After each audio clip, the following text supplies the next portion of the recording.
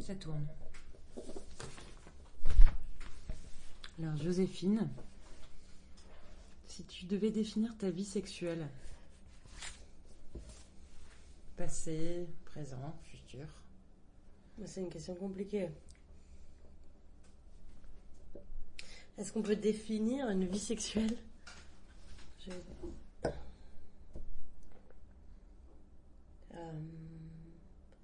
Mais c'est vrai, est-ce qu'on peut définir une vie sexuelle? Si tu pouvais définir ta vie amoureuse, si tu pouvais définir ta vie personnelle, c'est impossible comme question. Mais Comment elle a évolué? ouais, essayons. Moi, je dirais que c'est une forme de liberté. C'est des moments à part où on s'évade, où... et c'est aussi des moments de méditation. C'est les moments les plus privilégiés où on se connecte à son corps. Et je crois que la méditation, c'est un peu ça, se connecter à son corps. Et sans que ce soit une discipline, c'est juste une intuition, un instinct de vivre par et pour son corps.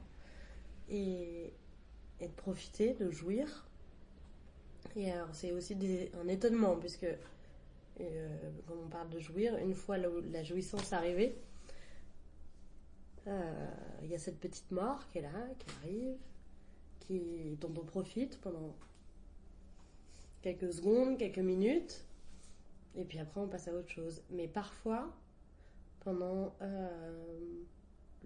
que le désir est très présent, on désire des choses, et une fois que l'orgasme a eu lieu, ou que la jouissance a eu lieu, on se rappelle ces désirs, on se dit mais comment j'ai pu désirer tout ça, comment j'ai pu fantasmer tout ça. Donc la liberté du fantasme, la liberté du désir est, est, est variable et dépend voilà,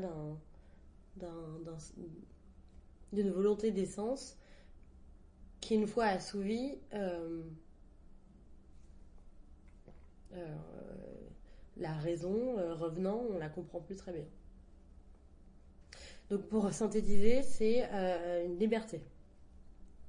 Liberté des désirs, des fantasmes, et du corps, et de la connexion à un corps. Alors il y a un côté très... Sample complete. Ready to continue?